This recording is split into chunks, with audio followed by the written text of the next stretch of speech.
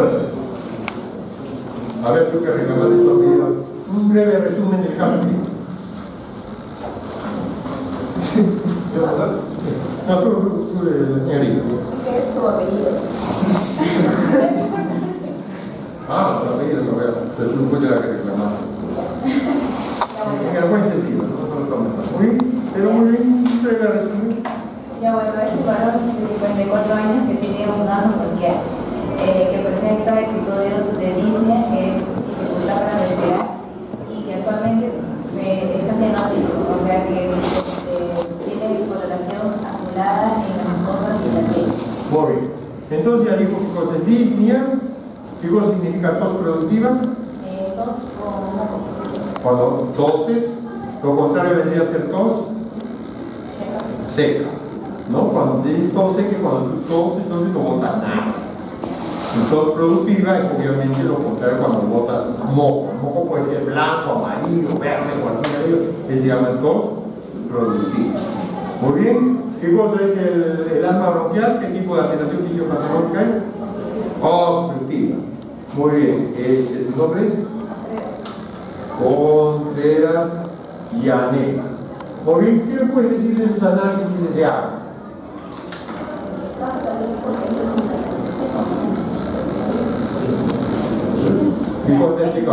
Dime los valores de retroceder. Aunque si lo tienes explicado, yo quiero que me expliques darle los valores normales y cómo trata de. Si lo tienes ahí escrito, pásalo.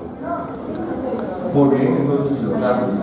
Ya bueno, el pH se dice que es 7,25, pero los valores normales están entre 7,35 y 7,45. Muy bien. Entonces presenta una acidemia. Acidemia, muy bien, acidemia. Tiene ese término, acidemia. Emia, sangre ácida. Muy bien, Janela, sí. Ahora, en la presión parcial de CO2 se dice que tiene 70 milímetros de mercurio y el normal es 40. Entonces vemos que hay un aumento de la presión parcial de CO2. Pero eso se explica, bueno, es normal porque el asma bronquial. ¿Cómo se llama eso? ¿Cómo se llama ese aumento? ¿Cómo se llama el aumento del CO2 en sangre?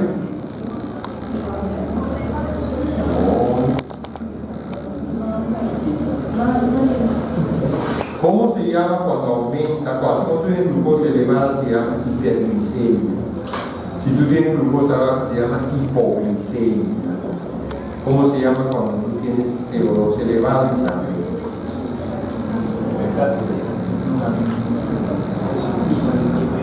Hipercarga. Entonces tiene una hipercarga. Por ende, ¿qué pasa con el bicarbonato? El bicarbonato también está elevado a los valores normales de la glucosa. Y la presión de oxígeno normal es de 90 a 100 y es de 40. Está súper disminuido. ¿Cómo se llama esta super disminución?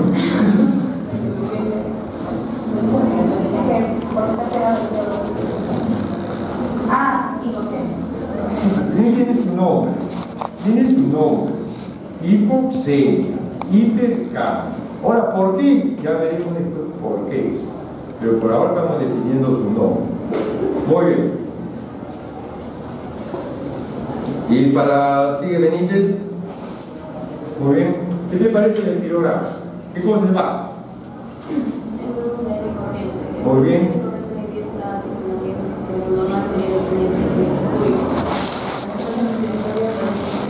Ahí sí que está disminuido. ¿Cuánto es normal? En reposo. El bajo en reposo es 500 centímetros cúbicos. Muy bien. ¿Y el otro?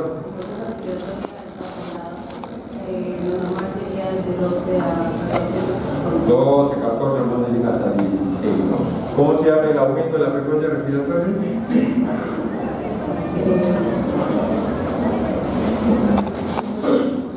Bueno, ese otro trabajo se llama política, ¿no? ¿no? A ver, pasa a la siguiente. Estamos desgranando muy bien ya la hiperventilación, ya muy bien. Hasta ahí. Regresa. Otro más. Según lo que tú ves acá, ese ácido base que tenemos ahí, ¿qué causa te está produciendo? ¿Qué cosa es lo que te da ¿Cómo lo puede definir?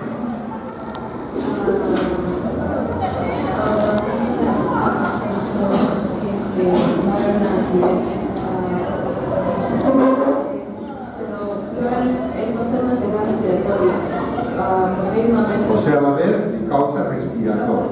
O sea, viene a ser una acidosis respiratoria.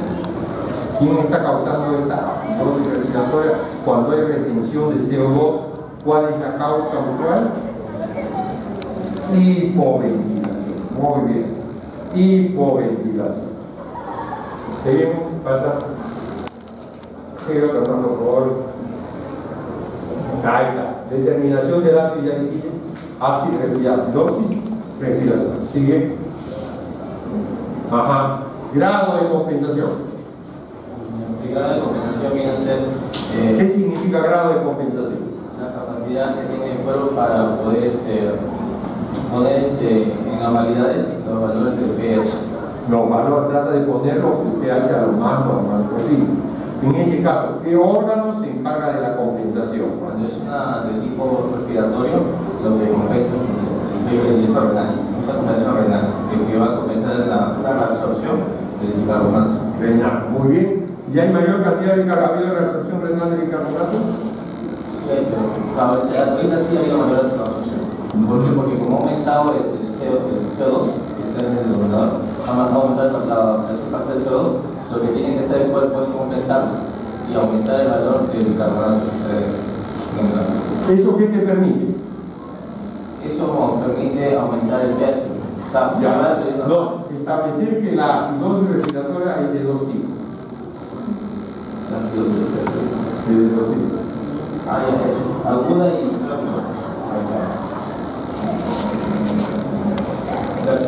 la aguda va a ser cuando, por ejemplo, hay cambios en el bicarbonato. Cuando es 0,1, aumenta por cada 10, aumenta 0,1. 0 o 1. 0,1. ¿Por qué?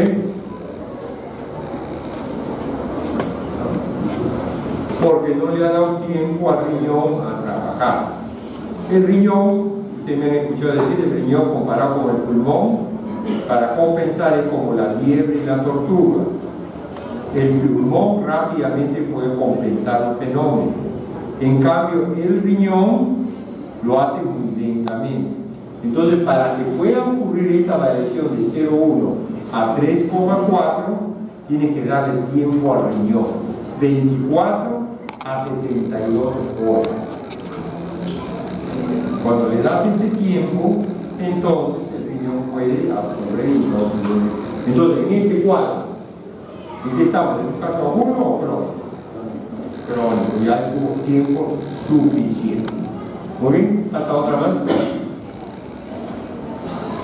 Presente hipoventilación alveolar, ¿por qué? Claro, que dejé retención de CO2, sí. Ahí está la ventilación pulmonar. ¿Cómo defines ventilación pulmonar? Son volumen corriente quiere decir. Muy bien. ¿Y cómo lo habíamos definido? Está muy bien, ¿no? O sea, bajo frecuencia es ventilación pulmonar. Pero se define como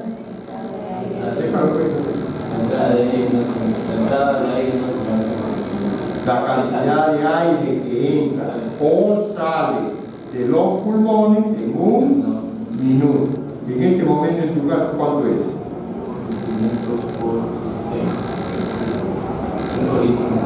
5 a 5 litros y medio viene a ser tu ventilación pulmonar. En este caso, ¿cuánto es su ventilación? 7.5.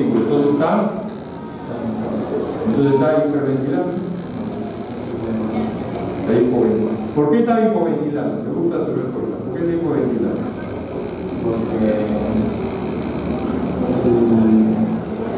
Ya me dijiste, porque el CO2 está llegado a elevar, porque es como si está normalmente, ¿no? Entonces aquí vale la pena detenernos un momento. Si yo digo, si en reposo normalmente 5 litros, y ahora estoy 7.5, estoy respirando más en volumen.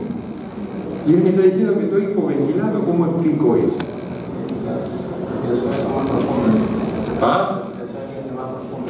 La respiración es más profunda, ¿no? Creo que debemos hacer un esquema como este, de repente podemos solucionar. Cuando yo respiro 500, como poner yo ejemplo, esta cantidad de aire va a mis alveolos, a mis vías aéreas, 150 centímetros cúbicos. Si yo respiro, aquí es total, aquí, ¿y cuánto va a mis alveolos? 300. Cuando yo respiro 300, vamos a repetir el por las vías aéreas siempre cogen 150. ¿Y cuándo están yendo ahora mis alveolos? 150.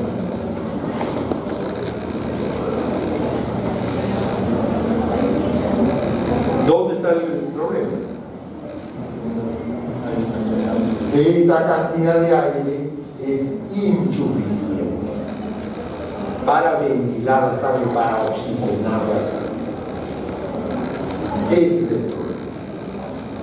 Por eso que el término completo se llama hipoventilación alveolar. El nombre y apellido, así como usted tiene su nombre completo, hipoventilación alveolar, porque nos referimos al aire que va a los alveolos, el aire que va a los alveolos.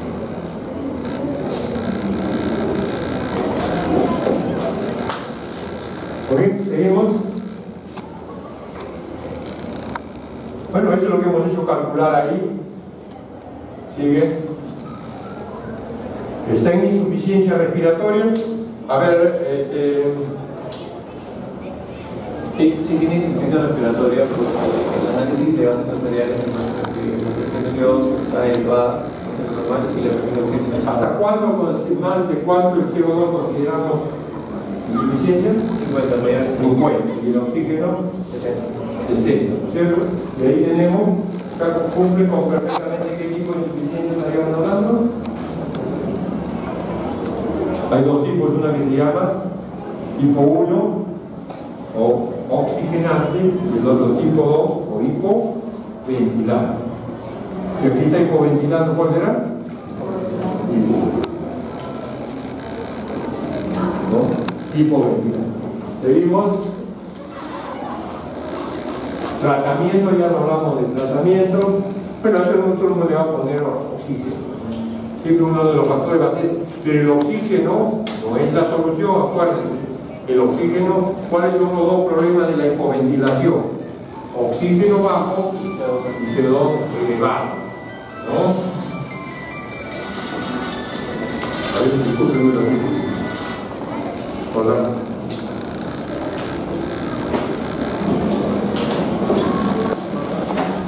Sí.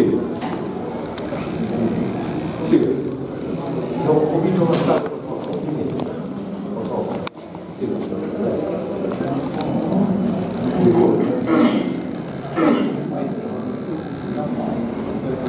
Entonces, si tenemos los dos componentes, si tú das oxígeno soluciona un problema, pero no la hipercapnia. ¿Cómo solucionas con la hipercapnia? ¿Cómo soluciona la hipercapnia? Yendo al kit del asunto. ¿Cuál es el kit del asunto? ¿Cuál es el problema de la hipoventilación alveolar? Esto, que muy poco aire entra a los alveolos. Entonces, ¿cuál es la solución? Que entre más aire a los alveolos. ¿Esa es la solución? ¿O no? Sí, pues porque es el origen. Acabo de decir que está entrando muy poco aire a los alveolos. ¿Qué tiene que hacer? Pues aire. Aire, no, ni siquiera oxígeno. Tiene que aire. Más aire. Ok, seguimos. ¿Para qué sirve eso? Para rayar la gradiente alveolo arterial. Para hallar la gradiente alveolo arterial. Yo les había dicho en teoría. De que en un alveolo pulmonar, el PO2, vamos a poner que el PO2 sea 100, y en la sangre que viene por acá, el PO2 nunca es 100. Puede ser PO2, puede ser 90. Eso es normal. Existe un gradiente normal alveolo anterior. Un gradiente normal. Pero, ¿cuál es el problema con esta fórmula? Con este cálculo, perdón. Que yo puedo saber este que está acá. ¿Cómo sé esto? Porque tomo una muestra de sangre arterial y sé cuál es el PO2. Pero ¿cómo puedo tomar una muestra de mi alveolo? Existe una técnica que es muy difícil, tiene que tener aparatos especiales. ¿Cómo puedes saber el PO2 que tengo en el alveolo? Con esta forma.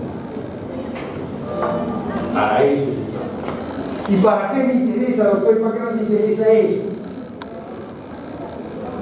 Porque a calcular esta diferencia nos va a permitir el diagnóstico de enfermedades pulmonares. Cuando este gradiente es normal, que decimos que es hasta 12, 13, entonces decimos que nuestra enfermedad es extrapulmonar. Extrapulmonar. ¿Qué significa extrapulmonar? Por ejemplo, sobredosis de drogas. ¿Es pulmonar o extrapulmonar? Extrapulmonar. Usted tiene una lesión de un nervio que no deja que el diafragma se mueva bien. ¿Es pulmonar o extrapulmonar? Extrapulmonar. Tiene una neumonía. ¿Qué es? ¿Pulmonar o extrapulmonar? Pulmonar. Eso es. Para eso es toda esta deducción. Para eso es toda esta deducción. ¿Muy bien? ¿Preguntas, comentarios? ¿Con eso terminamos? ¿Para cuándo el examen? Para julio, no sé de julio, ¿no? 3 de julio, ¿no? Muy bien. Ahí sí van a dar uno con el otro. No, yo te voy a preguntar, no, deducir todo esto no. Deducirlo no, pero te puedo preguntar para qué sirve. ¿Qué te pongo a preguntar? Acabo de decir para qué sirve. Del alma, de toda la anatomía que vas a hablar, ¿qué cosa que para que te interesa el alma? Para el asma, para hablar asma. De la anatomía. ¿Qué te interesa? ¿Qué te vas a centrar? ¿Ah? El espacio de cerebro. Muy bien, las vías aéreas. Entonces se centran en las vías aéreas. Adelante. Muy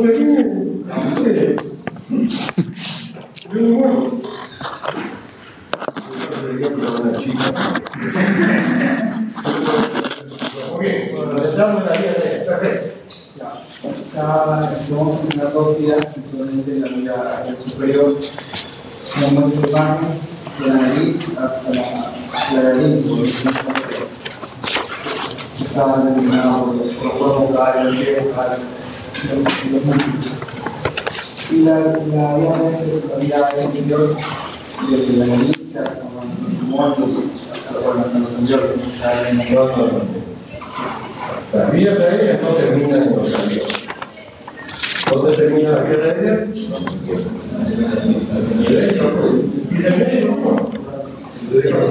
¿Qué parte? ¿Cómo se llama? El sector donde termina la zona que llamamos de espacio muerto, anatómico, que no intercambia gaseoso, ¿cómo se llama? Bronquiolos terminales. Hasta ahí hablamos de las vías aéreas. ¿Qué parte específicamente de todo esto que hemos descubierto de las vías aéreas inferiores te interesa? Superior no puede. Si tú estás dividiendo las vías aéreas superiores, es decir, las fosas nasales hasta la laringe, ¿eso te interesa en el alma? No, ¿cierto? ¿O sí? Ya. Cuando tú dices vías aéreas inferiores, desde la laringe hasta los bronquiolos terminales. De eso podemos centralizar qué parte nos interesa. A ver, puedo pensar fundamentalmente lo que pone.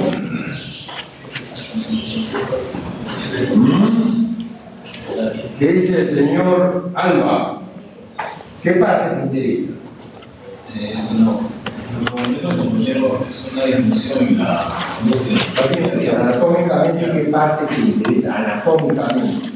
Si yo te pregunto anatómicamente qué usas para caminar, no me vas a saber el lugar. En la zona de la tráquea hacia el bronquiolo terminal. No, algo más específico. Más específico tiene que ser Ambrosio.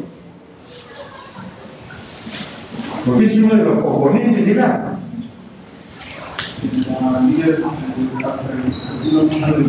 Hasta acá arriba, el número 23 bien contado. La ruptura de conducción. ¿Cómo es una conducción? ¿Qué dice?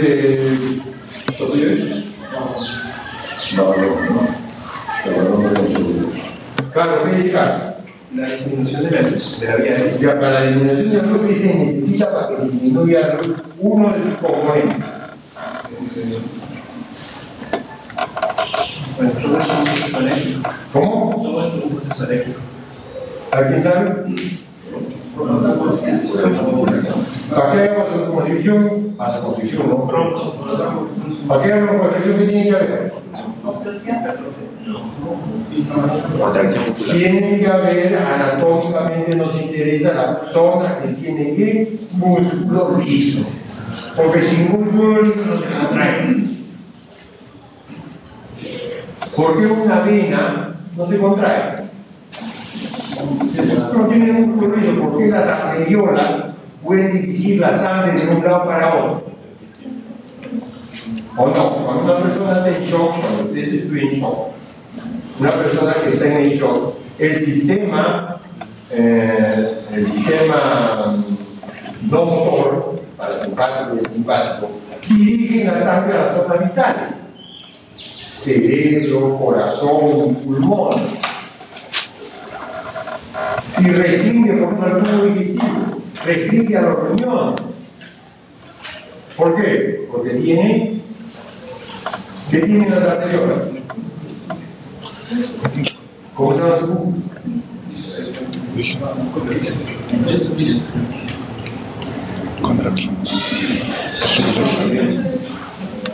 Un esfínter.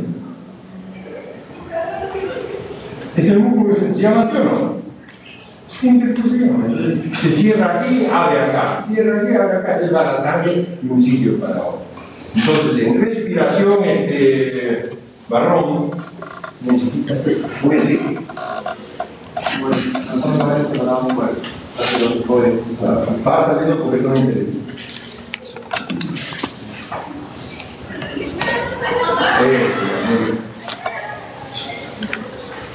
Bueno, las proyecciones de sangre en la Parece que no me pregunta.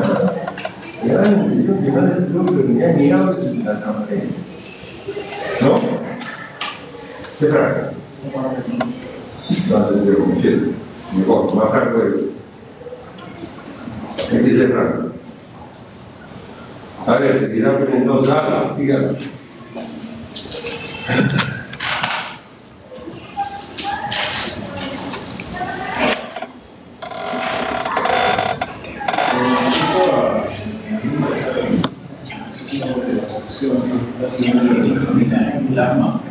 Es que se van a extender tanto como estamos hablando de la tráquea hacia los bronquiolos terminales y justamente por un proceso inflamatorio crónico generalmente mediado por un tipo de hipersensibilidad tipo 1 que va a obstruir los bronquiolos y bueno, van a disminuir la producción de la resistencia aérea.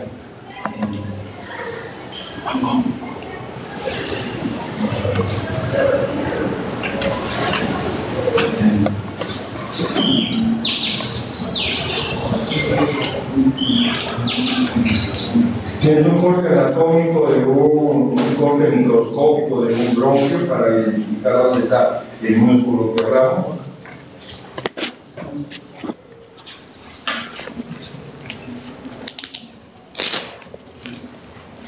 Ahí se puede estar con un artículos, que es un conectivo. Ahí está.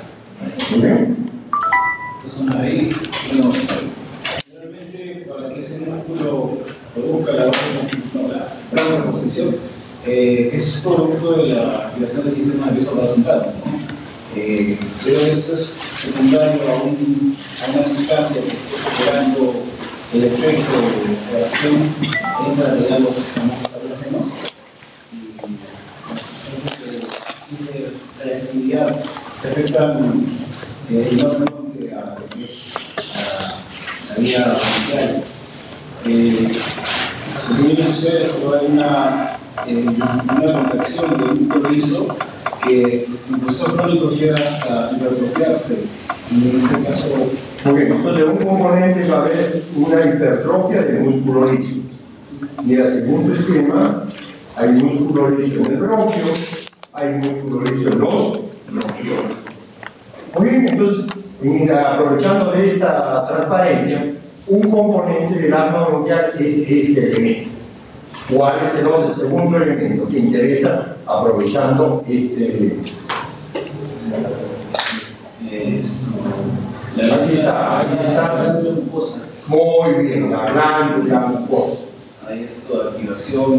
¿Qué pasa con la glándula mucosa? Se estimula y secreta moco, que, bueno, al igual que el músculo obstruye, pero en este caso por el depósito de la luz del bronquio. Entonces, el segundo componente del asma, en ese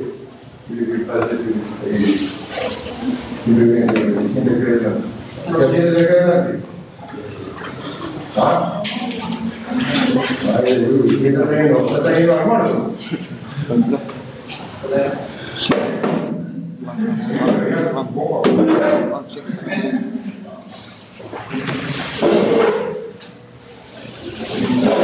Entonces, aprovechando esta transparencia,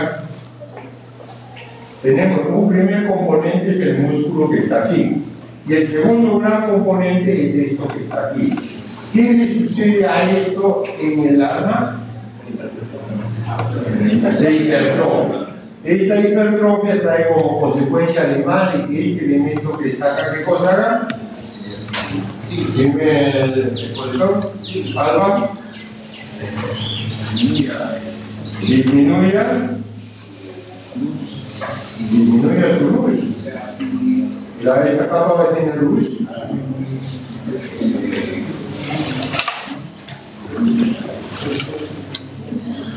Hay más producción de moco, entonces va a haber una hipersecreción de moco.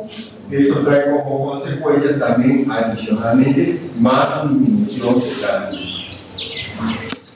Entonces ahí estamos fijando bien la transparencia. Muy bien, ¿eso nos interesa solamente la parte anatómica o hay algo más de la parte anatómica?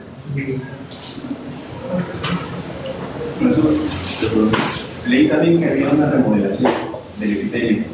Remodelación del epitelio. A ver, explícanos qué consiste esa remodelación. Que la remodelación se daba precisamente por el daño que se generaban los eosinófilos. Como había una cantidad elevada de sangre por la reacción alérgica, iba a dar un daño en los epitelios, se iba a perder, iba a haber una especie de hipertrofia también del epitelio, y eso iba a aumentar también el tamaño de la obstrucción en algunos casos ya. Muy bien, bueno, sí. Depósito de colágeno. Bueno, puede ser como un proceso crónico, ¿no? Como un proceso crónico puede haber un aumento de campo de la cantidad de fibrocitos, ¿no? Muy bien, fíjate. Entonces la parte anatómica. A ver, el que ha venido último, el que está leyendo los conejos. ¿Cómo pillas? Bustamante. A ver, Bustamante, sí, ahora veremos un poco de fisiología. La inervación, ¿es importante la inervación de esto? Sí, a través una emoción fuerte dentro del personaje, a través de la vida. A ver, vamos a ver. Una emoción fuerte a entonces tú te declaras a una chica y le das. Salvo que no te emocione la chica. Le declaras el compromiso. ¿Sí? Y le das. Imagínate cuánto dramático hay. No creo. ¿Sabido? Sí. La emoción, vamos a. Bueno, yo voy a pasar. Bueno, ya, sigue. Dice lo que era, ¿leo o no tenía que leer? Cuando se lo estudiamos, son bien componentes, son muchas gráficas, interior a la comunidad, ¿no? Y puede dividir este volumen de unidades en estáticos y los dinámicos. Los estáticos son los que ya hemos aprendido: volumen residual, volumen corriente, volumen de la respiratoria, y también van a ser la capacidad, ¿no? La capacidad pulmonar total, que es la suma de todos, la capacidad vital, que es la suma del volumen de la presión respiratoria, el volumen corriente y volumen de presión respiratoria, y la capacidad funcional residual, que es el volumen de la presión respiratoria y el volumen residual. Esos son los volúmenes estáticos. Y en los dinámicos tiene que ver el tiempo, ¿no?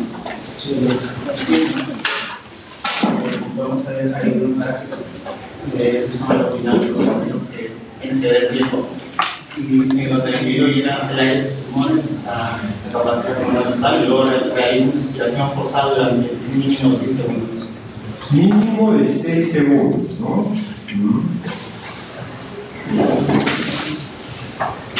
A ver, no, mira para ver. 75, 50, 55. A ver, explícame esta dinámica que es importante. ¿Qué cosa es esta dinámica? Bueno, cuando es dinámico, puede ser durante un segundo también,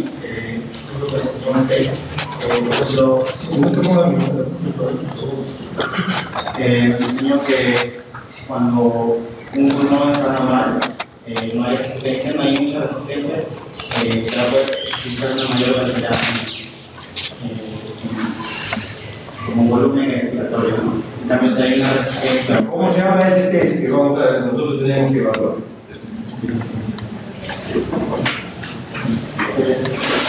No, lo repetimos, mi transparencia esté bien claro el nombrecito. ¿Cómo se llama ese test que nos permite evaluar cuán obstruido está una vía aérea? ¿Cierto? Tiene un nombre. ¿Qué es más o menos lo que está acá? Esta es línea roja. ¿Es esto?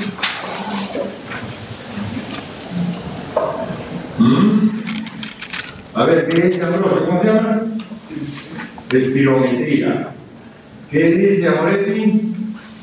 Test de capacidad vital cronometrada. Capacidad vital cronometrada. Ya que tú has hablado de volúmenes estáticos, define qué cosa es capacidad vital. La capacidad vital es la suma del volumen de la presión respiratoria. Reserva inspiratoria. Volumen inspiratorio y corriente. Y volumen de reserva respiratoria. ¿No es cierto? Muy bien. Es una forma de definir la suma de los tres. ¿Todavía no? Mire, los de las otras. Carlos. Otra forma de definir que tiene capacidad vital. Es todo el aire que puede ser forzado máximo después de una inspiración forzada. Forzada. Todo el aire que puedes expulsar después de una inspiración forzada, ¿no? Y bueno, todo lo que pueda evitar, eliminar se llama capacidad vital, para que te sientes. ¿Cuánto es tu capacidad vital? Más o menos, pues, una idea. ¿20 litros? No. ¿1 litro? Un poquito más. No debe tener 3,5 litros más o menos. ¿Cómo?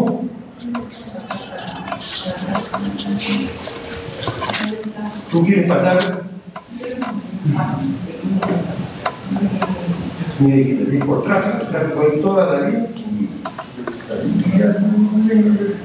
Ese discurso no es, imagina, si por tráfico vamos a tener tráfico, ya está todo el mundo.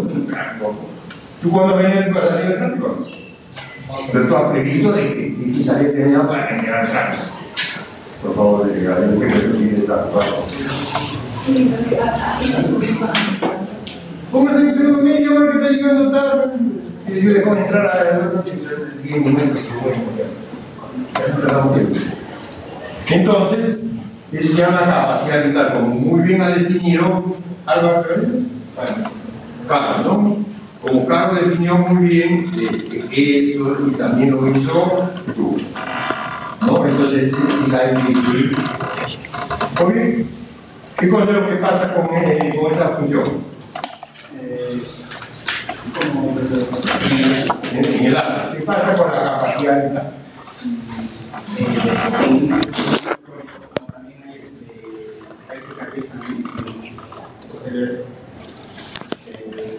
Mueve la tubos, mueve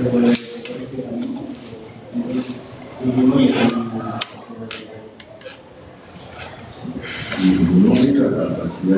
Cuidado, ¿no?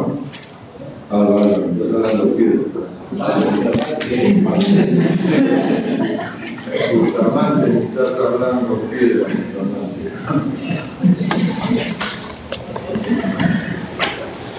A ver, Amoretti. Cuéntame, ¿qué pasa con la capacidad vital?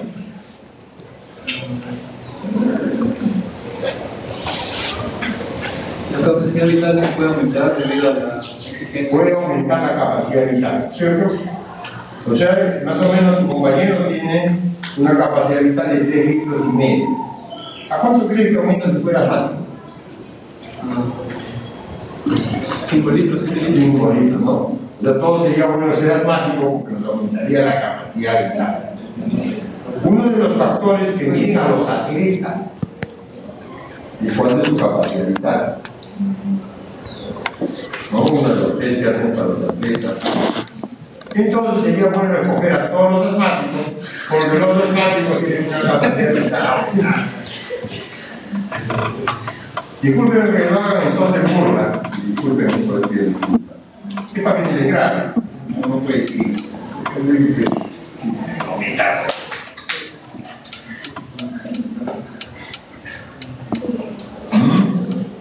Lo que pasa es que hay un problema, ¿no? Con el dinero, sino con la sequía de aire. Por eso que la capacidad vital disminuye. No aumenta. La capacidad vital disminuye, claro, pero en la parte dinámica que nos interesa es que la capacidad vital, como habíamos dicho, en un bronquio que no está obstruido, se elimina en un primer segundo. ¿Cuánto eliminas? 86. No, como no es seminario, no le interesa, yo no voy a ver un caso de algo. ¿Cuánto? 90%. En el primer segundo, ¿cuánto se elimina? ¿Cuánto? Repite fuerte. ¿Sí? De 80 a 86. Vale. O sea, en un primer segundo debes eliminar 80 o 86% de esa capacidad vital. Vamos a suponer que estés con alfa. ¿Cuánto vas a eliminar?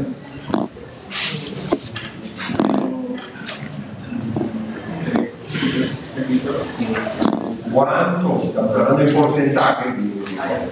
Eliminar. 90%. Puede ser 50%. Menos por el proceso. Eso es lo que tenemos que explicar. Entonces, la parte de volúmenes y capacidades pulmonares que nos interesan, la parte estática o dinámica, fundamentalmente. La parte dinámica. Y de todo ello, ¿cuál es la que puntualiza lo que estamos hablando?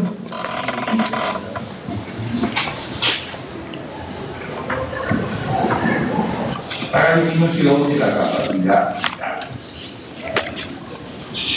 que va a ser variable al grado de obstrucción. Contra menos esta capacidad vital en un segundo, más obstrucción va a haber.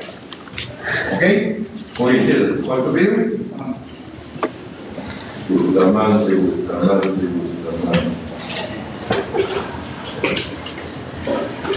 A ver, Amores, pasa adelante, Amores.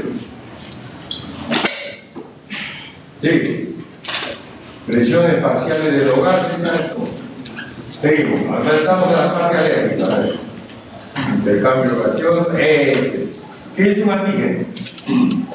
Es un elemento que puede desencadenar el gas en general, ¿qué cosa es un antígeno? A ver, es un elemento, un barco extraño. Por ejemplo, el polvo. ¿Sí? El polen también puede ser Ya, bueno, y ya, eso al entrar en el organismo, el sistema inmune va a reconocer a ese antígeno externo. Y lo que va a hacer el sistema inmune va a traer anticuerpos. En este caso, como es alérgico al gas, va a crear la inmunoglobulina E. Y la inmunoglobulina E se va a unir al antígeno. a ver, un ratito, no está muy bien definido eso, no está muy claro definido. ¿Tú lo pides? Vamos a ver, sabroso. ¿Está bien definido lo que dice su compañero? Está definido como un cuerpo extraño. Hay diferentes fenómenos biológicos, físicos y así, dar cuenta que un cuerpo extraño físico que produzca que sea un alergeno. Como agente. Por ejemplo, la gente es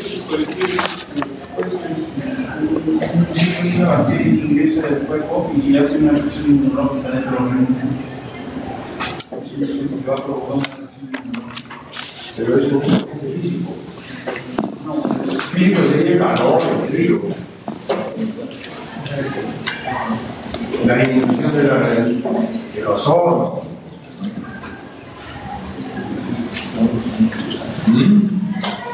¿Cómo podemos definir? ¿Quién podría definir más claramente antígeno? Eso no sería un cuerpo extraño que genera una reacción inmunitaria. ¿Qué? Un cuerpo extraño que al ingresar al cuerpo genera una reacción. Claro, usted le pone cuerpo extraño, pero el cuerpo extraño es muy genérico. Generalmente, un antígeno generalmente es un compuesto proteico o mezclado con carbohidratos que tiene la capacidad de generar una reacción antígeno-anticuerpo. Que tiene esa capacidad de generar una reacción antígeno-anticuerpo. Ese es un antígeno. Muy bien, ¿y cuáles son las respuestas a este antígeno? Hay dos respuestas en línea general que debemos considerar. ¿Cuál es? ¿Fuerte? Pues el sistema inmunitario va a reaccionar de dos formas. Como una es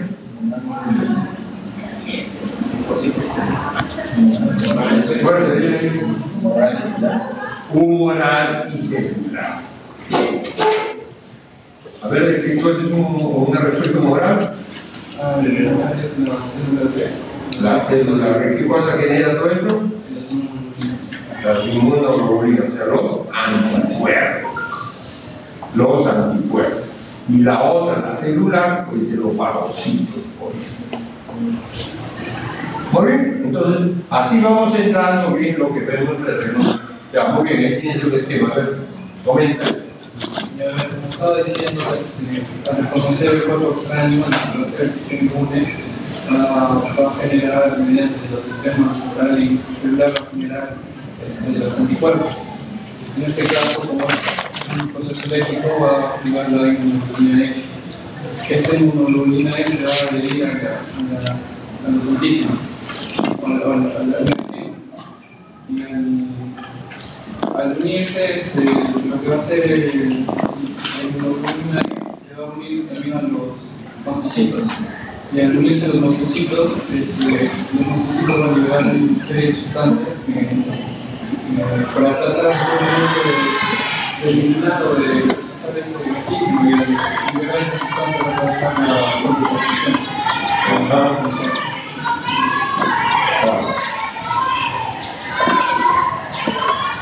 ¿Por eso pedido?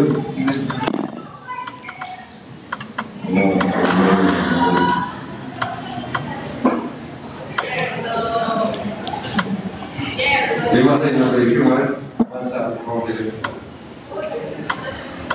Fuerzas específicas. Avanza.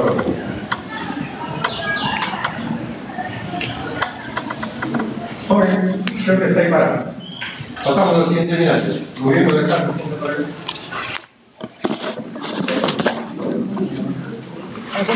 Ahí está pila, son el otro grupo, aquí no. Águila, Andía, Pampa, Caperote. Esmela. ¿Está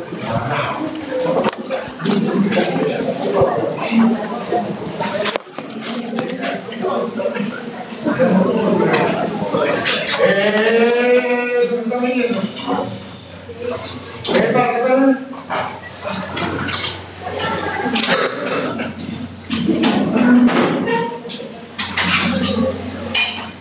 Cerrame la puerta ahí, por favor.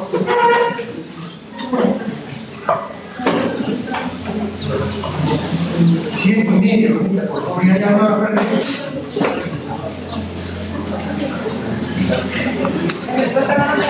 Por favor.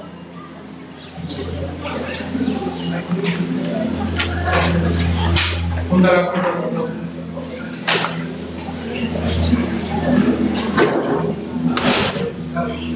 A ver, aparte está, muy más adelante, ahora vamos a hablar de tuberculosis.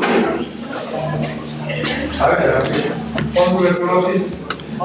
Fredo.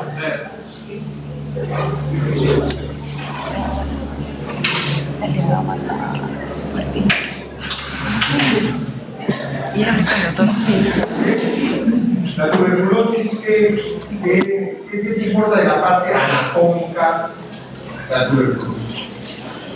Bueno, la parte anatómica se encuentra a los alveolos.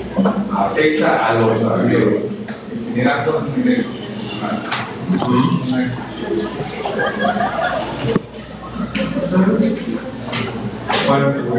¿Qué más?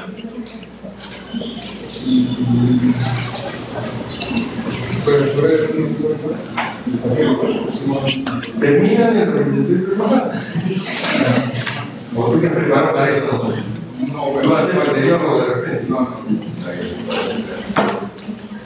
¿Qué más? ¿Qué otra parte nos interesa para nosotros para ver el asunto de la tuberculosis? Anatómicamente, ¿qué parte te interesa? Los primeros alveolos y bronquiolos. ¿Qué otra parte? Otra parte sería los ojos de la operación. Anatómicamente, ¿qué te interesa? Los ápices pulmonares. ¿Qué otra cosa te interesa? El lóbulo superior. Los lóbulos, ápices superiores y lóbulos superiores. Bueno, seguimos. Sí, ¿qué más?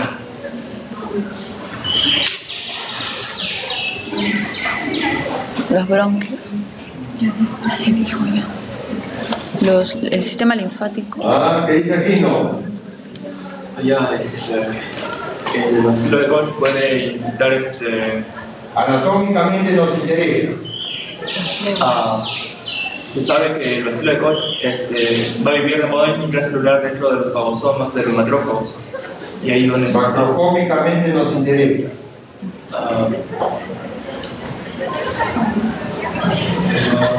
Puede ser el sistema linfático.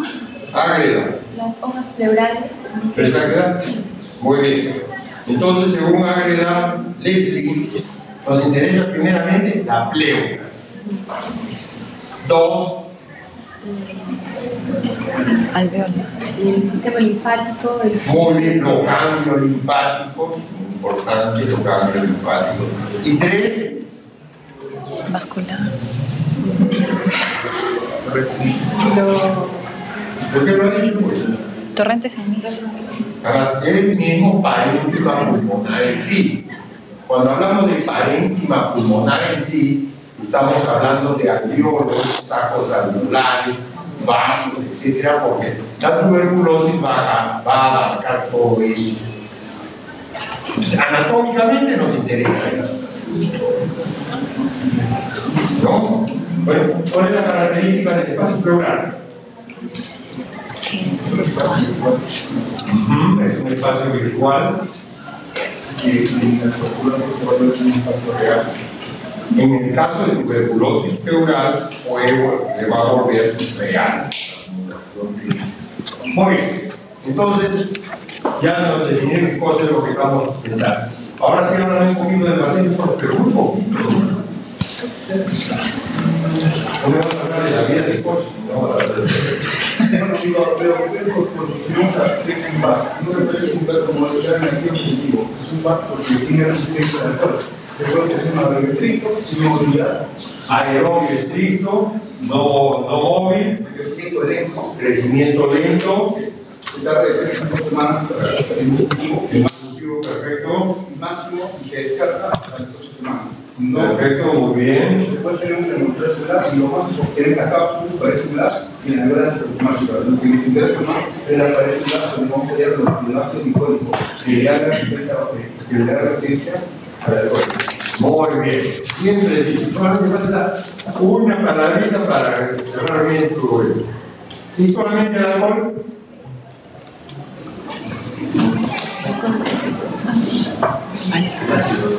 Ácido, alcohol. Ahí tienen ácido, alcohol resistente.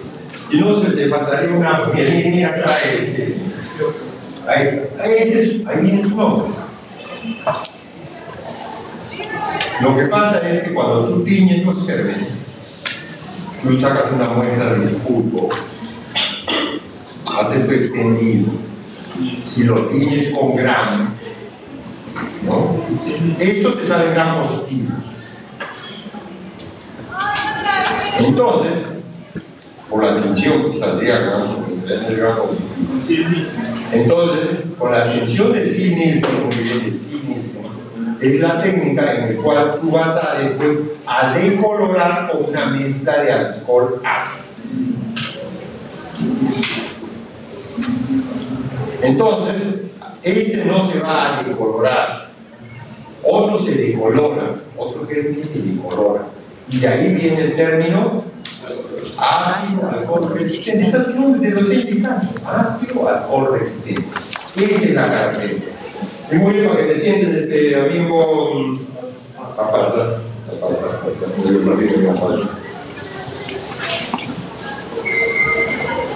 ajá.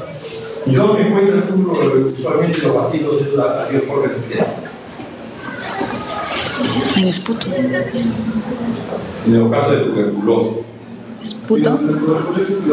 Se van en lugar donde va a ser la primera infección del tuberculosis por medio del río. ¿Dónde primariamente es el sitio donde? Bueno, está bien, puede ser, pero es fundamentalmente en el esputo. Ah, la reacción es en el esputo. No solamente es en el medio de contagio. Generalmente nosotros nos contagiamos con aquellos que son denominados los bacilíferos. Los bacilíferos es aquel que tú cuando estornuda, entonces fundamentalmente la boquita de fluido están cargadas de bacilo. Muy bien, entonces eso es lo importante del ácido alcohol resistente. No se olviden, ácido alcohol resistente. Y como bien ha opinado la doctora, Sigman. Entonces, él la técnica de Sieg-Nielsen permite detectar a este tipo de germen. Es el único que te aguanta, el único que resiste cuando le echas ácido, una mezcla de ácido alcohol. ¿De acuerdo? Entonces vas a ir a contar tú en los campos, se ven rosaditos, se ven los vacilos como palitos, se ven ahí un montón. Entonces uno va a ir contando, el microbiólogo tiene que contar. O el técnico que esté haciendo la bacteriología tiene que contar cuántos germes. Es muy importante, inclusive cuando son bacilíferos, preferir tenerlos internados. Y con todas las medidas de protección y todo eso. Oye, entonces esa es la parte microbiológica que nos necesita, la parte anatómica también ya la precisamos. A ver, ¿cuál es la parte anatómica que nos interesa para volver a repetir? Uno, la pleura, el intersticio medio, parénquima pulmonar. El parénquima es prácticamente todo. Cuando se forma un nódulo gaseoso o una caverna, no es la cadena de formación de cavernas, agarró todo, ella mató todo. ¿Se puede entender? Entonces, tres son las partes importantes. Muy bien.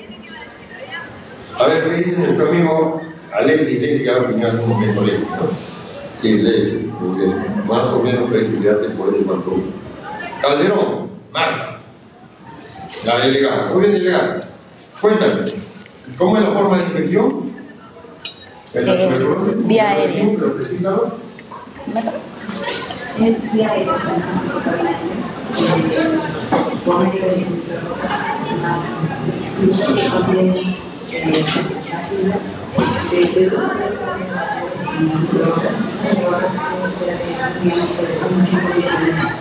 Es fuerte, porque también que escucha ahí, mira que el pobre debe estar resfriado, para nosotros, mira acá.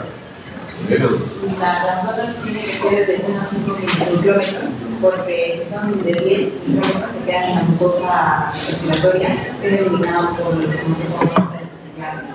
Entonces, solamente las pequeñitas de otros grupos pasan al microbiólogo, en donde van a desarrollar una infección, la cual no se van a desarrollar síntomas, pero sí el resto es inflamatorio.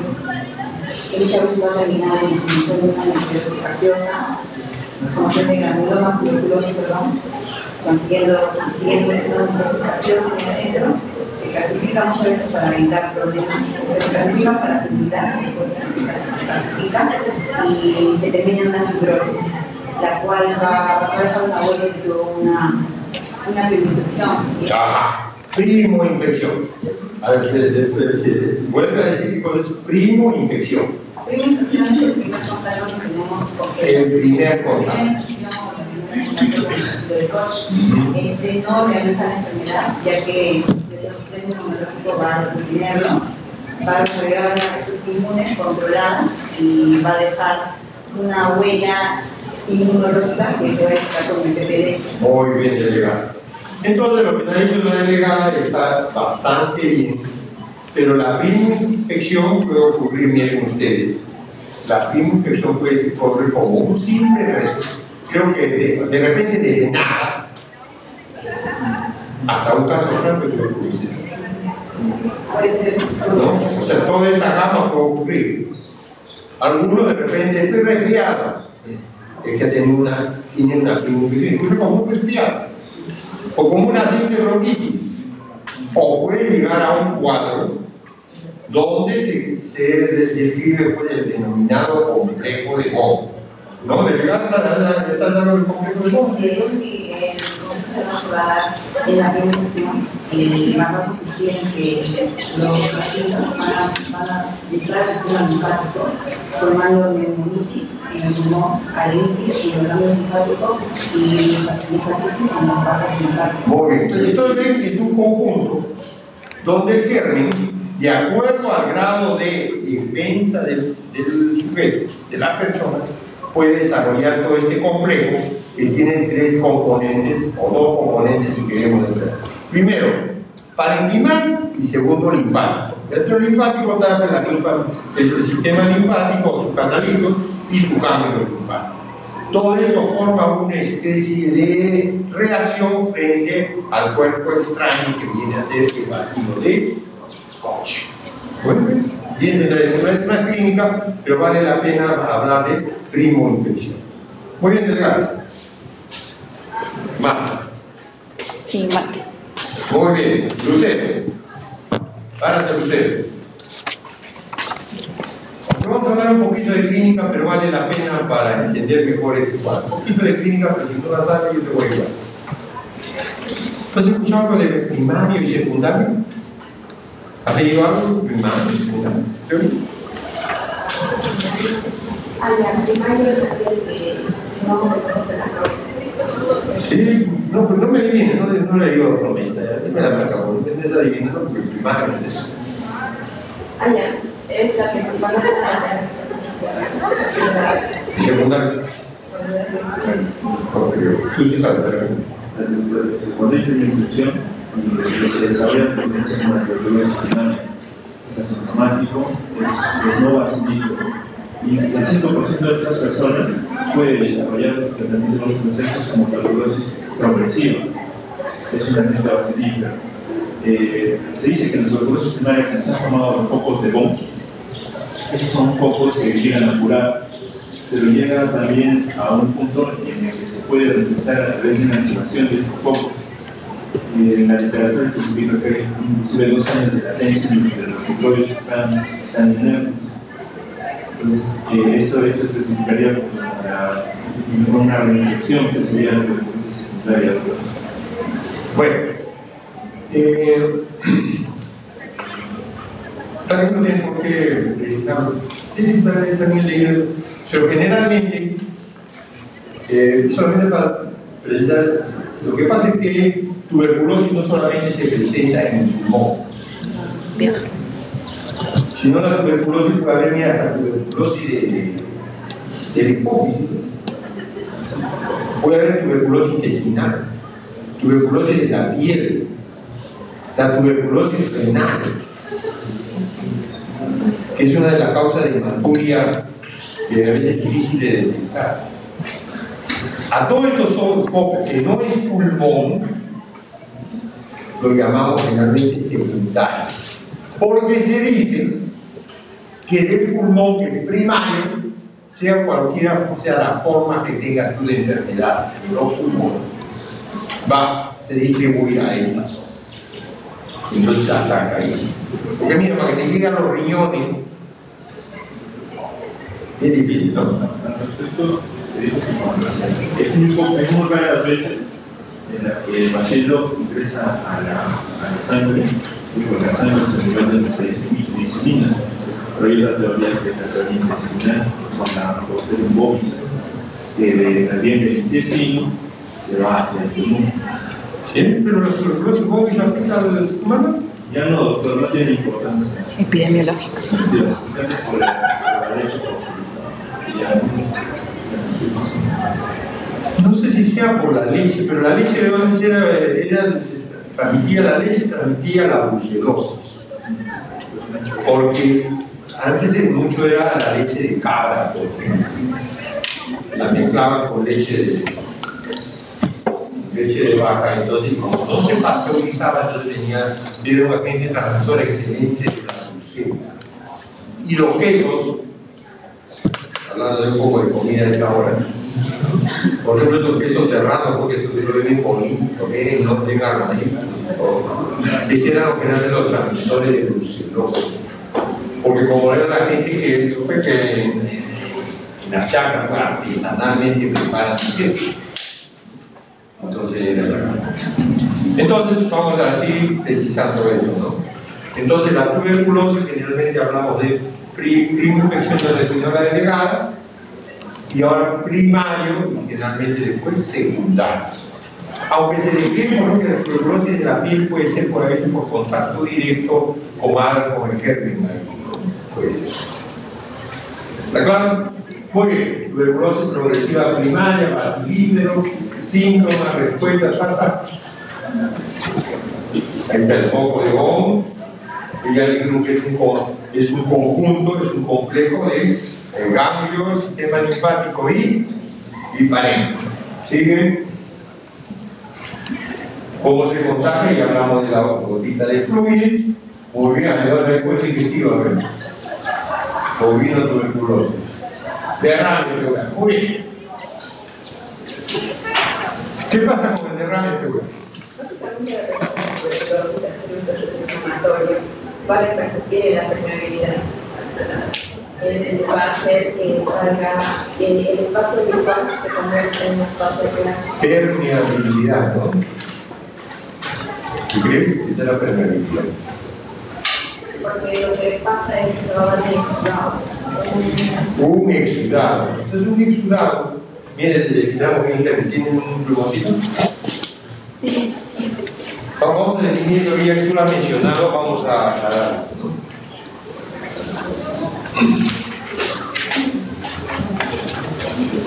Vamos a definir bien en todos los casos.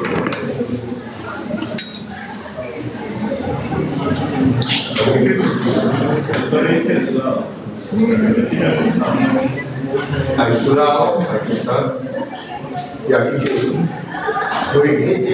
Esos dos términos vamos a definir. ¿Qué es un exudado? De proteína. ¿Y el trasudado más que nada se va a distinguir sí. Entonces, eso es lo que tenemos que precisar. Por ejemplo, trasudado, alguien que tiene hipoalbuminemia, por ejemplo, cuando uno el estudio renal, o va a estudiar los síndromes. El síndrome nefrótico es un síndrome que se caracteriza por gran pérdida de proteínas por orina. Entonces los niveles de albúmina bajan. ¿Y cuando baja? Como bien ha dicho, ¿no? Como bien ha dicho Lucero, se rompe el equilibrio entre la salida de líquido y la regresada de líquido. Como la regresada de líquido se debe a la albúmina, entonces ya no regresa bien, entonces se va acumulando. Se produce edema en miembros inferiores, amanece con el ojo soplado, puede haber líquido en el peritoneo, puede haber líquido pericárdico y derrame pericárdico. Y se caracteriza generalmente por un líquido, un plasma, prácticamente es un plasma que tenemos ahí, un plasma sin proteína. ¿De acuerdo? Plasma sin proteína. En cambio, el trasudado, ¿qué es? El trasudado es con proteína. Ajá, ya, muy bien, gracias por la corrección. Entonces, el trasudado. El exudado, en realidad, viene a ser pus. ¿Y qué cosa es pus? Creo que todo el mundo sabe qué cosa es pus. ¿No? ¿Tú has tenido veces grandes por acá? ¿Sí? Y cuando te sale la puntita esa amarillita, ¿no? Y lo presionas, ¿qué sale? Pus. Te has cortado, no lo has lavado más, te ha infectado, y después abre, sale ¿qué? Pus. Y generalmente estos casos de tuberculosis pulmonar es cuando el germen, el complejo, ¿cómo se llama? En el parénquima se desarrolla muy a la periférica, muy pegado a la pleura. Entonces empieza a exudar hacia el espacio pleural de forma el empiema pleural. Muy bien, el empiema pleural. Y lo que se conoce vulgarmente, y tú lo tienes, dice que tiene agua en los pulmones. Claro, porque tú le tomas la radiografía y se ve un nivel ahí, como si tuviera agua, entre comillas. Y generalmente es tuberculosis de... ¿no? Entonces, muy bien, no se olviden de estos términos, exudado y trasudado. ¿Ya? Exudado y trasudado. Y que está bien descrito ahí. Muy bien. ¿Algo más? Vamos a ver. Es un proceso restrictivo. Ajá, un proceso restrictivo. ¿Y qué tiene por proceso restrictivo? La expansión pulmonar no está restringida. Y La expansión pulmonar restringida, y eso lo medimos ¿cómo? Por espirometría. ¿Cuáles de los valores estáticos o dinámicos nos interesan? La capacidad vital está. Entonces la estática está disminuida, la capacidad vital está disminuida. ¿Hasta cuánto consideramos? Menos del 80%. ¿Ves? ¿Cómo te llamas? Lucero. como ya pregunté a casi todos. Muy bien, entonces la capacidad menos del 80%. A ver, una repasadita, ¿dónde está Aquino? Aunque el título está bien, no te pregunto por qué está repasando. Aquino, ¿cómo sabes tú tu capacidad vital? Una sumatoria de No, yo te pregunto, ¿cuánto es tu capacidad vital? 4, 5, ¿qué? de 4 a 5. De 4 a 5. ¿Sí? ¿Sí? ¿No me vas a poder saber? Hoy hay alguna forma, yo he dicho que hay alguna forma de saber, ¿eh? Aproximadamente. ¿Dónde está? Déjalo, el hombre también quiere ser médico, pues. No, quiere ser médico, ¿no? Ya lo ves, también está luchando y todo el mundo lucha.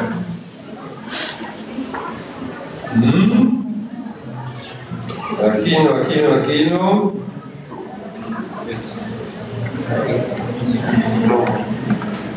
A ver,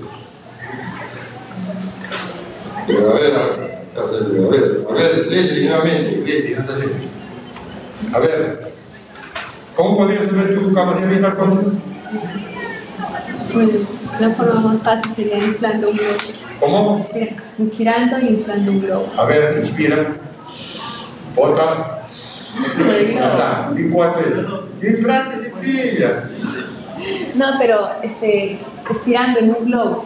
En un globo, muy bien. ¿Un globo de cumpleaños o un globo de carnaval? Yo he dicho alguna vez, he escuchado hablar para medir la capacidad que tiene que tener el tamaño del globo. Como son tablas de sexo, talla y... Eso que dices tú puede ser, pero en un respirador como tenemos el laboratorio. Un globo, pues. Y la otra es... La capacidad mínima cronometrada. Uy, Es la capacidad vital cronometrada. A ver, ilegal nuevamente, ¿cómo? Bueno, creo que se puede. Usted dijo en la clase que hay unas tablas que se puede. Que miden depende de 3 factores. Dime 3 factores y con eso acabamos. Sexo. Fuerte. Sexo. Talla y edad. Esos son los 3 factores que modifican los volúmenes y capacidades pulmonares. Edad, sexo y talla. ¿De acuerdo? Ok, cambiamos.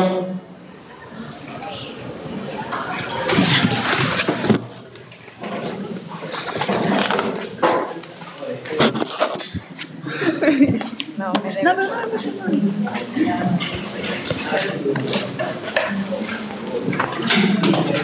¿Cómo?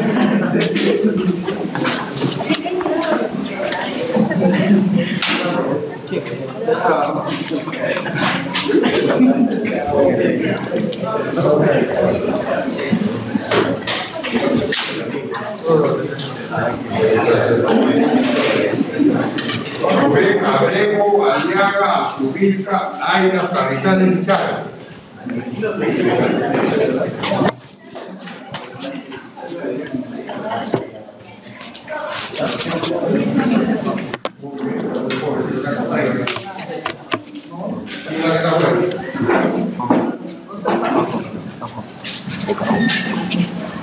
A ver, Aliaga, ¿y ahí?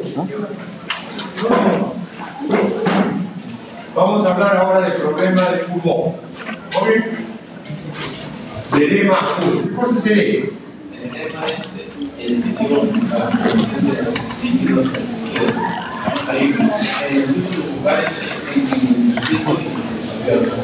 Muy bien. Entonces, la definición normal de edema es exceso de líquido en el espacio intersticial. En el intersticial es donde hay exceso de líquido. En el caso que nos atañe a nosotros en este momento, también puede haber acumulación de líquido en los alveolos que no debería haber. ¿Qué cosa es lo que hay en los alveolos normalmente? ¿Qué cosa es? Gasolina, alcohol, oxígeno. Oxígeno. ¿Hay oxígeno? ¿Qué cosa es? Leucocito, ¿no sabes lo que es? Leucocito. Surfactante. ¿Qué? Fuerte. Aire. ¿Por qué no razón el aire? ¿Y qué tonta pregunta? ¿Qué es lo que es el aire, no? ¿Y con el limitador? Esta, no, cemento, pintura, un tubo de desagüe por ahí. Estamos hablando de lo más tonto que me hace aire. ¿Y qué es el aire?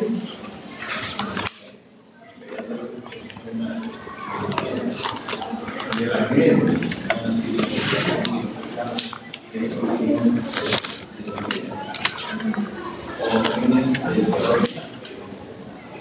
También lo respirar.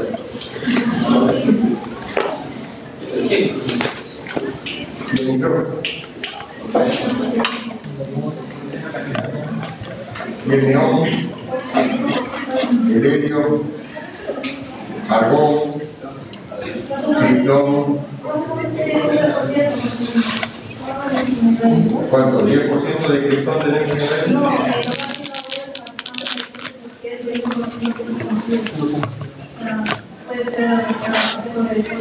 ¿Qué es el aire? Es una mentalidad. Y que fisiológicamente nos interesan 4 componentes. Tiene muchos. Dentro de ellos están casi todos los gases nobles, que les acabo de mencionar, que están ahí. Los gases contaminantes están ahí. Pero fisiológicamente nos interesan 4 gases. ¿Cuáles son?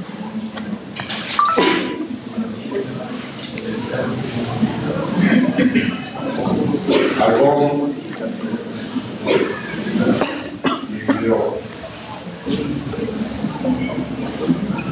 a ver, la niña que está al fondo.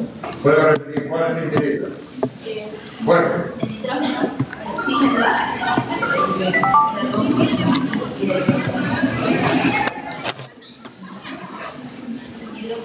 Ya, muy bien. La que sigue es la señorita.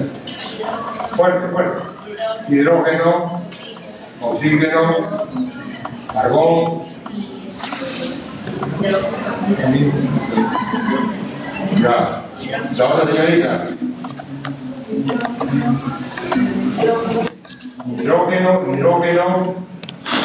oxígeno.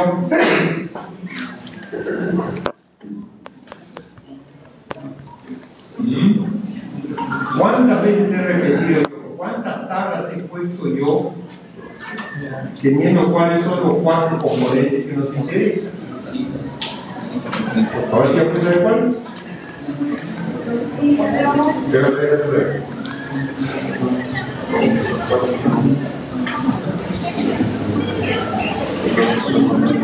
Y los contaminantes, ya, tú, concierto. Carbón.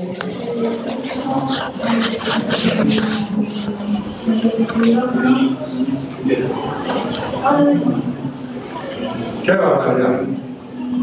A ver el hombre que está enchaminado ahí, que está chateando. La atmósfera. La atmósfera. El aire que está afuera, importante es el nitrógeno. ¿Cómo? Nitrógeno, oxígeno. A ver, fuerte. Nitrógeno, oxígeno, dióxido de carbono. Nitrógeno, oxígeno, ¿qué de carbono? Dióxido de carbono. ¿Dióxido de carbono? No, dióxido. CO2, dióxido de carbono. Y el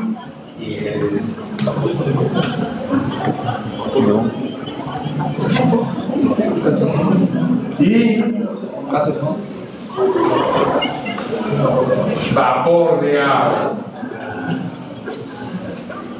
Vapor de agua. Qué barbaridad. Muy bien. Sigue pasando la transparencia. Muy bien. ¿Cuál es el equilibrio que se puede hacer eso? El equilibrio es entre los líquidos y La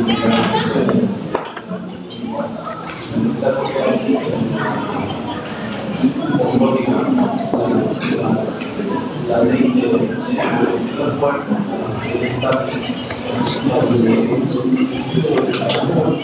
fuerte, bueno, también ahora en mi caso, yo tengo el coche. ¿Qué fuerza hace salir líquido hacia el intestino? La presión hidrostática. ¿De qué depende la presión hidrostática?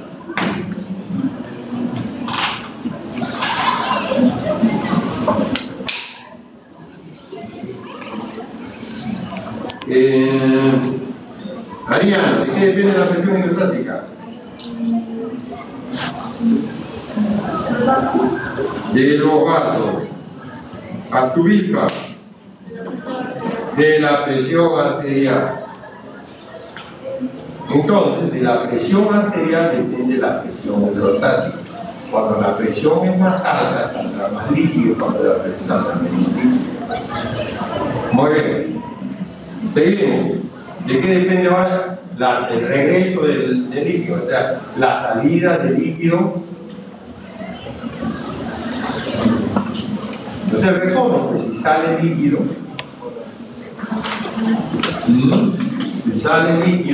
yo hice este esquema. Aquí tenemos un vaso, aquí tenemos el superficie, aquí tenemos la cena. Entonces hay una salida de líquido acá, eso se va a llamar, va a depender de lo que vamos a llamar igual, la presión hidrostática, lo pondremos con mayúscula. ¿De qué depende la presión hidrostática? Dijimos de la presión arterial. Muy bien, ya no hablamos de presión arterial, aquí para no hablar. Muy bien, ahora el líquido se pasó para acá, ¿quién no regresa? Oncótica, o sea, el regreso va a depender, esto va a depender de la presión oncótica. ¿De quién depende la presión oncótica?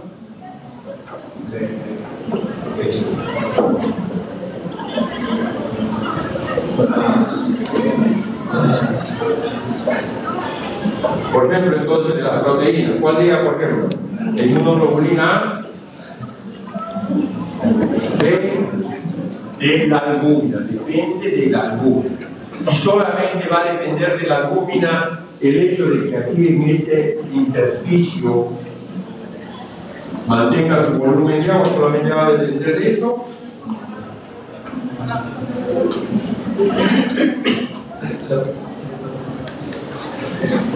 Va a depender también un cierto porcentaje de líquido, 10% va a fluir a través de los vasos linfáticos. De los vasos linfáticos. Una pequeñísima cantidad, como bien ha dicho ella, va a tener un drenaje de la vía linfática.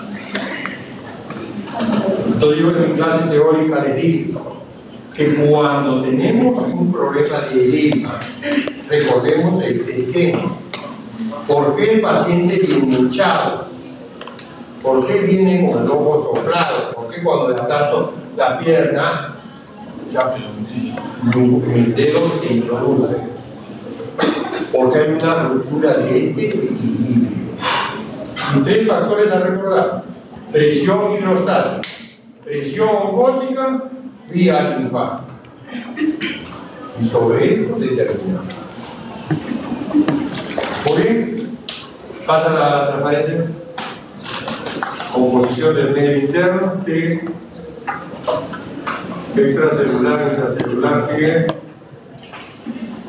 Concepto de edema pulmonar, exclusión de líquidos sedosos dentro de los alveolos, pulmonar, proceso destructivo intersticial. Habíamos dicho en mi esquema que yo pasé en clase, teníamos un edema que es intersticial, ¿no? El caso no tiene mucha repercusión. Un edema que puede ser grave cuando el líquido se mete a los alveolos. ¿De acuerdo? Muy bien. ¿Qué más? Sigue pasando. Fuera del paciente con el estrés intersticial sigue.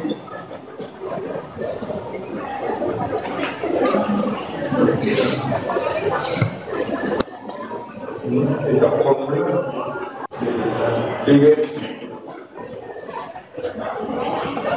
Ok, aquí sí podemos hablar. ¿Puedes hablar un poquito de eso?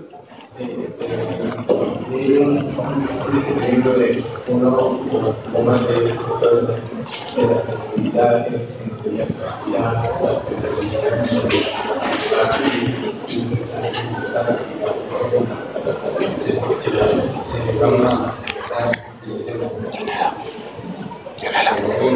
y pues estando como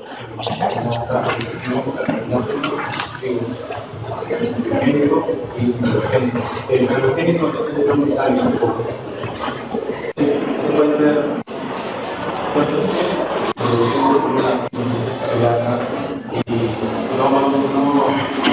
un par de primero y vamos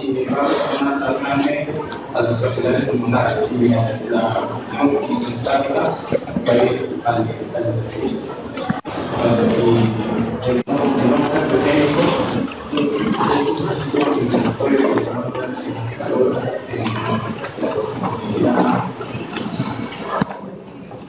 Es porque, como ha dicho él, el problema del edema pulmonar cardiogénico que se origina por problemas cardíacos, generalmente el problema cardíaco y hecho un esquema. Habíamos hecho un esquema.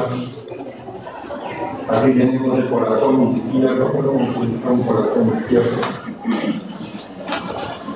Entonces aquí tenemos las 3 o 4 venas pulmonares que existen. Aquí tenemos una válvula y aquí tenemos la otra válvula.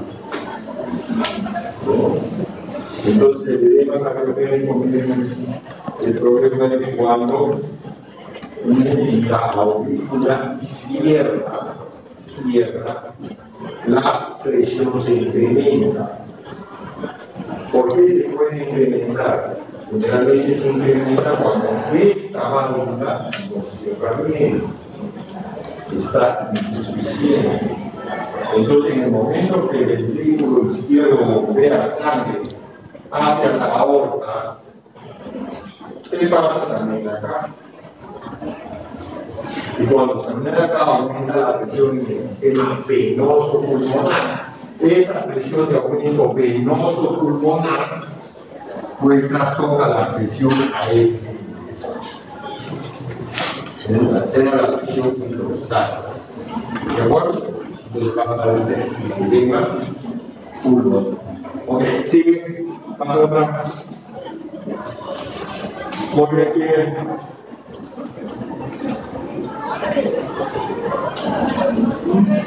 Mira que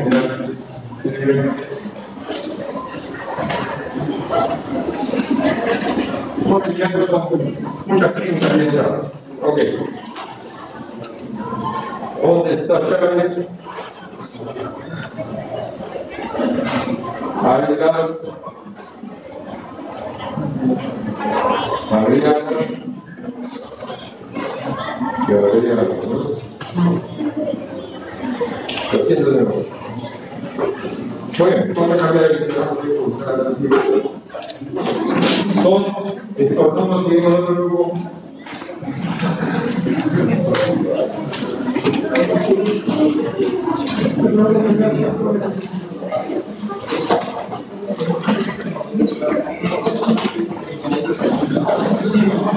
Gabriela Bernal Chacón. Gabriela Bernal Chacón. Oye, no. Muy bien, la verdad es que no es principal de ningún grupo. A ver, vamos a dar.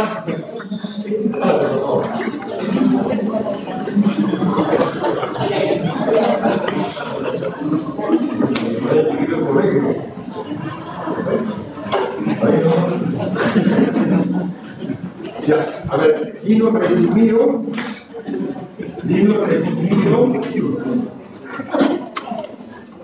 tos y estornudo. ¿Qué cosa es?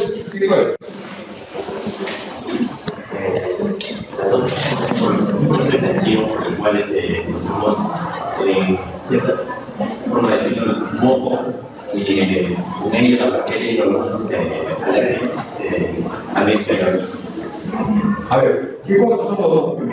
Son mecanismos de defensa o bien de defensa. Mecanismos de defensa, pero en realidad son reflex. Es un reflex. Entonces, como ustedes ya han estudiado en neuro, el reflejo tiene todo un cierto componente. Primero tenemos el estímulo, ¿no es cierto? El estímulo. Tenemos los receptores, los receptores de una vía de. Ahí están. La vía de procesamiento, la vía adherente, la que está llevando, que mantiene el proceso de la vía exterior. Claro, el centro integrador, la vía diferente, ¿y qué va a terminar? En el efecto. Eso es todo normalmente lo que ocurre en un acto reflejo. Siempre lo yo hago esto. Este reflejo papilar tiene los mismos componentes. En este momento el huele pimienta, por ejemplo, y le va a dar ganas de estornudar. Igualito los mismos componentes. Perfecto. Seguimos.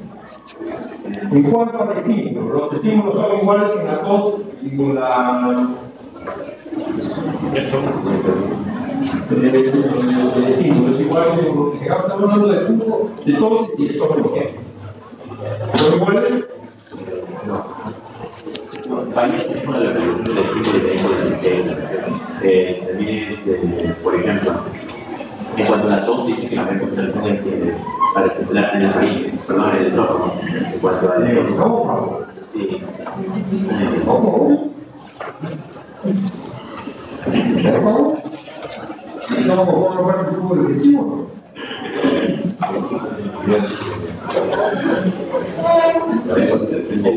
El estímulo puede ser, en algunos casos, puede ser igual. Los estímulos pueden ser iguales.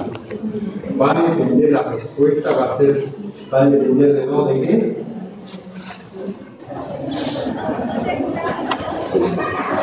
De dónde se ubican los receptores. Para el dato, ¿dónde se ubican los receptores? En la faringe, la vía respiratoria, en el esófago, y en el faringe no puede. Claro, entonces no es importante el esófago, porque es fundamentalmente las vías aéreas donde se ve. Y para el estómago, directamente la mucosa de la nariz. Fundamentalmente silicosa de la nariz, no fundamentalmente mucosa de la nariz. ¿Muy bien? Ya. También analizamos los receptores se encuentran en la laringe, en la faringe, en el esófago que el esófago es las vías respiratorias y el faringe vascular. Ahora, esto comienza con un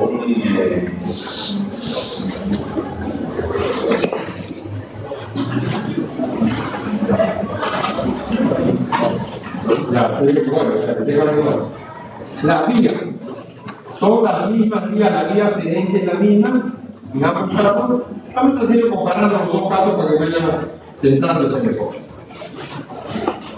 En los casos es igual la vía adherente. La vía adherente es igual.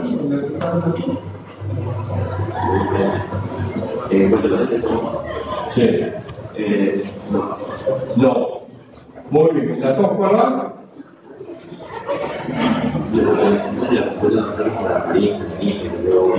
La vía adherente. Cuando hablamos de vía, ¿de qué hablamos? De nervios. ¿Qué es un receptor?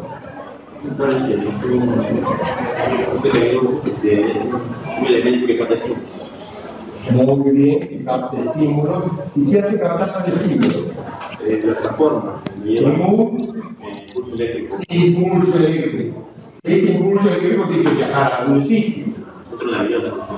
También, ¿cómo llega al centro integrador? Ambos usan la misma vía, Uno usa el bajo, otro usa el trigémino. El estornudo usa el trigémino y el otro usa el bajo. Para llegar al centro integrador, ¿dónde ocurre el centro integrador? Hay varios artículos donde uno menciona que es el cuerpo cefálico y el nervio raquídeo. Podemos decir que en la zona respiratoria, bulbo y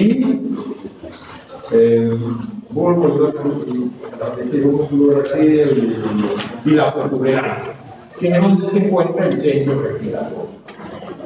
La vía es diferente. El estornudo se da, comienza por el nervio facial en la porción vegetativa.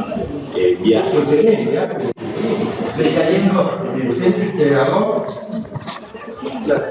Entonces la estornudo comienza desde una porción vegetativa del nervio facial, que va transformando en el nervio superficial mayor, sigue con el nervio biliar, llega a un ganglio que es el pleno palatino o trigo palatino.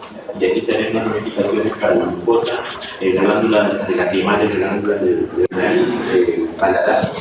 Y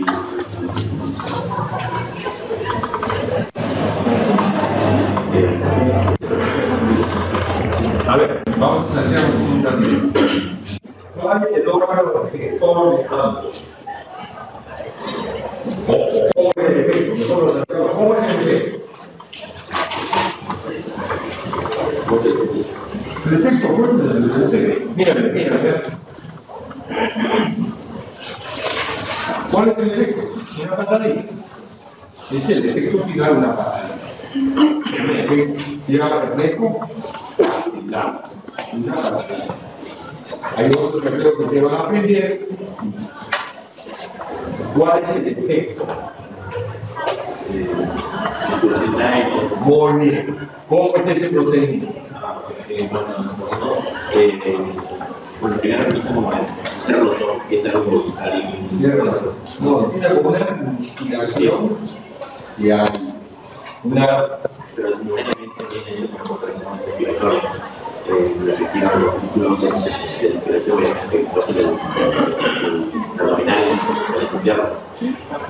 Posteriormente también tiene la paciente porque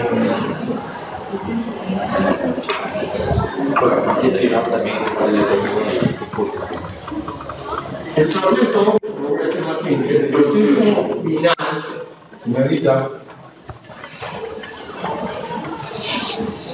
el proceso final es la inspiración de una cantidad de aire adicional. Hay un cierre del globo ocular, aumento de la presión intraabdominal, brusca apertura de la cuerda vocal y expulsión de aire. Se dice que a una velocidad de 150 a 200 km por hora. Cuando es tos, generalmente la mayor parte de la expulsión se hace por la boca.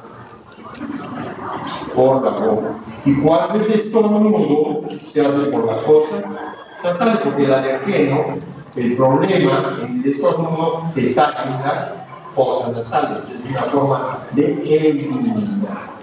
Entonces, ese es el resultado. Entonces, ¿quién es el órgano efector? Son los músculos de la respiración, tanto el diafragma que inspira aire y la prensa abdominal que va a eliminar aire. A ver si está todo. Músculos de cabeza abierta, de acuerdo. ¿Cómo incrementa los músculos de la prensa abdominal?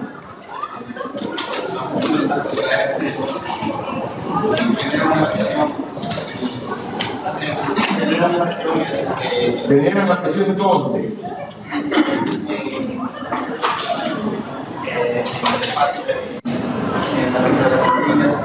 ¿Dónde? En los músculos de la respiración que generan una presión al contraer. Está pensando en la musaraña. Entonces, los músculos de la prensa abdominal, lo que van a hacer al contraerse, comprimen la víscera y esto hace de que el diafragma se hace más cóncavo o convexo. Entonces, y al aperturar bruscamente, las cuerdas vocales salen de ahí. ¿Verdad? Esa es la línea general entre tos y estómago. ¿Ya? Entonces, si nos basamos nosotros en los elementos que tenemos en el acto reflejo, podemos captar la hiperesis. ¿Pueden ser? Muy bien, el último grupo. Benítez, Calderón, Castillo y Contreras. Calderón, Cárdenas. Benítez, Cárdenas. Están los cuatro, muy bien.